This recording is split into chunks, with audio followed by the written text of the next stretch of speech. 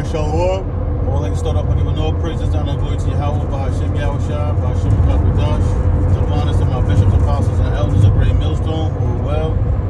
Shalom, salutations to the brothers out there pushing the word of sincerity and truth, delivering the message to the elect out there to run the race of salvation. And Shalom to the elect, which consists of the men, women, and children that have the true, sincere faith in Yahweh, Bahashim Yahushua. The ones that's looking to earn their ways of salvation, to flee out of temptation. The brother Amalf out of the DC church. And something that I've been meditating on is staying connected so we could be protected. You know, and one of the first ways to stay connected is prayer. And prayer, meditation, reading, and things of that nature. You know, because we always want to do those things to stay grounded. You know, so we can constantly build towards our hope, which hope is an anchor. You know, which keeps us grounded, it keeps us solidified and submerged in Yahweh Bahashim Yahushua.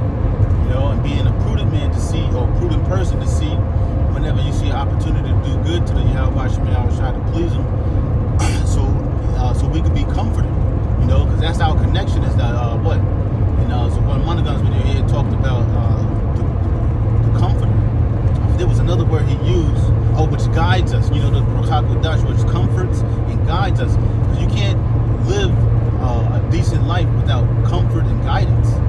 You know, anybody that's too strenuous and what's that?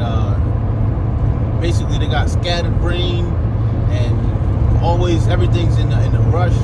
Things won't be done in a decent fashion versus having a calm, cool, collective mindset.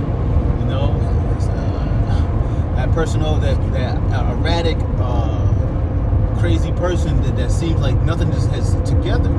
So that's why the scriptures talk about let everything be done in decency and in order. You know, and then the times to come, people are not going to be decent.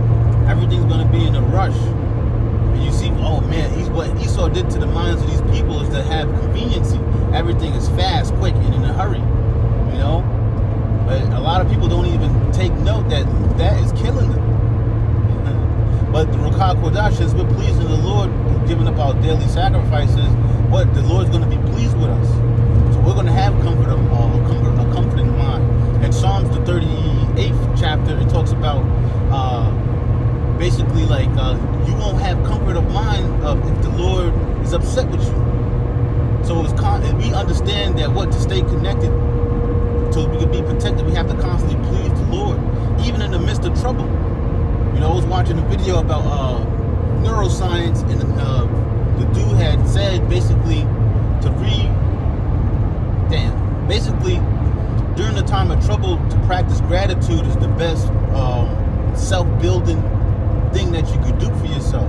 You know, being thankful for the things that you already have, because you know, in a time of need or a time of trouble, you know, you point out all the things that's bad. You know, but what about the things that are good? Because of the times to come, right? And I was thinking about the times to come where there's lack of food, water, and resources. The best thing to do is to remember that you still got the name of the Lord, and then whatever else you have to guide you or to comfort you. You know, so you can have that clear mind, like the Shatar,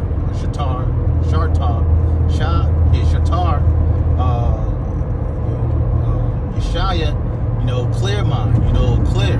Basically, to have a clear mind, you can think far superior than when your brain is messed up with all types of brain fog, you know? So that's why Yahweh Bahashim Yahushua gives us mental clarity to where we could pinpoint or point out things that's not right. You know, when there's a whole shit ton that's not right in this society. You know, but the thing about the Ruach HaKodesh, which comforts us and guides us, that we'll be able to maneuver in these end times.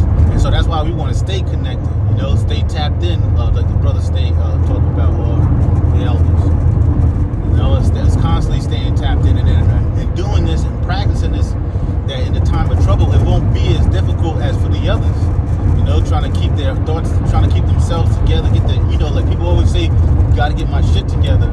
Meaning, like, you know, basically quail their minds and comfort themselves.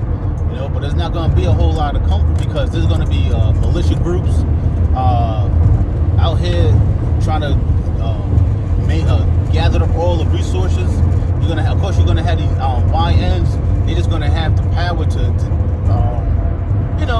they're gonna be having the tools.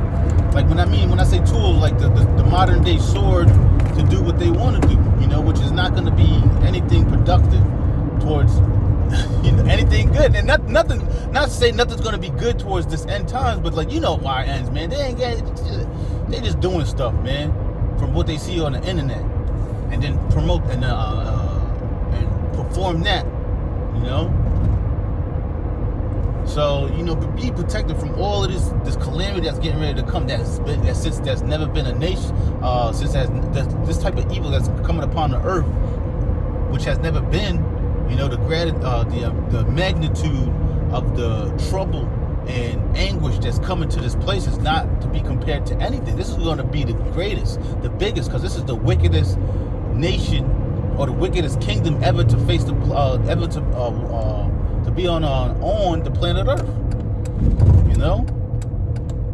And all these demons are going to be let loose in these end times. So like what? You could clearly see that we don't have a lot of time to exercise our demons and things like that. We don't have a lot of time. We don't have a lot of time to exercise our demons. We know that what you have now is just to make strong what you have, and man, keep what you have, man, because that time to come, people are going to be tested when them floods come and that wind start blowing, and it's going to beat upon the house. You're going to see what's strong and what's not, but maintain what you have, because that's the thing that's going to be able to keep you grounded. It's going to that's going to be an anchor, like the scriptures like the scriptures say in Hebrews 6, I think it's 16. It talks about hope as an anchor. You think about what an anchor does for a boat and how it keeps it at bay, or it keeps it some shit. Alright, was bad. But it keeps it from wandering off. The scriptures say, a man that wandereth out of the way of understanding shall remain in the congregation of the dead. That just made me think about Elder Pashai, how he had did the video of we're supposed to outgrow this world, man. And seeing the times that we're living in now, that prophecy is popping up like hot butter popcorn. All the prophets are saying like we ain't got much time left before we stop going out there and teaching. The Lord's gonna have our tongues cleave unto the roof of our mouths. Because there ain't gonna be no more talking to these people, man. These people are gonna be totally bugged out, and their minds are gonna be fixated on one thing. So that's why we understand what the scriptures say. The Lord will give you to your heart's desire. So we desire wisdom, knowledge, wisdom, and understanding, and mercy from the Lord.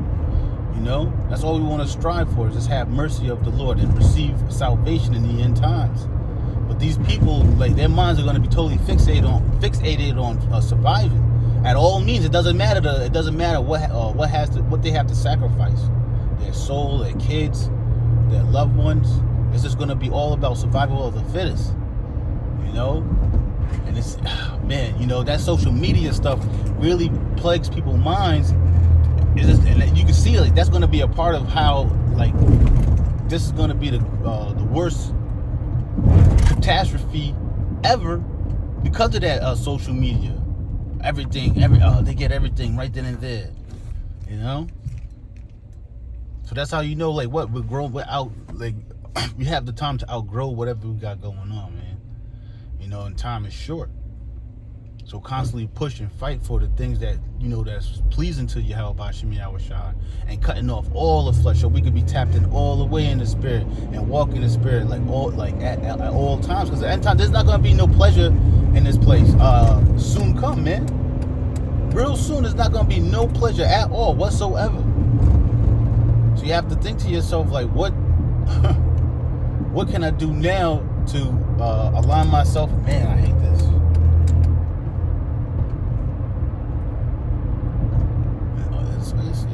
Yeah, whatever, man. It's always dumb shit, but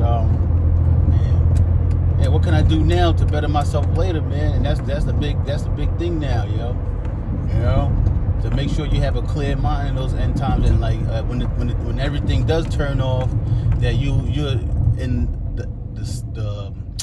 you are in a good standard with Yahweh Bashim Yahushua, and that relationship is solid. You know, but I didn't want to make this too long. I wanted to make sure to hit the nail in the coffin as far as staying connected with Yahweh B'Shem Yahweh Shai, with whatever deems fit for you to stay connected. You know, whether it's prayer, fasting, reading, doing, you know, of course we all know the main squeezes. But the thing about it is, it's like there be things about us that we overlook in the flesh, and you won't really see it until you're in trouble, you know.